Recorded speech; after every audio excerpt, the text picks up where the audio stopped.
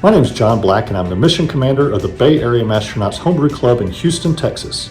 We have one of the largest homebrew clubs in the country and also one of the most competitive. We currently sit in first place on the Lone Star Circuit and fourth place nationally on the Circuit of America.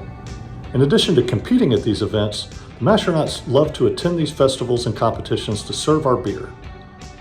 We typically have a booth set up serving 12 to 20 beers at a time. As a 501c7 organization, it does become difficult to spend the funds on constant maintenance and repair of jockey boxes. The opportunity to get a brand new 10-tap jockey box from Coldbreak would be extremely helpful to our club in being able to share our beers with the masses. We hope you make it out to one of the events that you can come sample our beers from this beautiful Coldbreak jockey box. Cheers, y'all.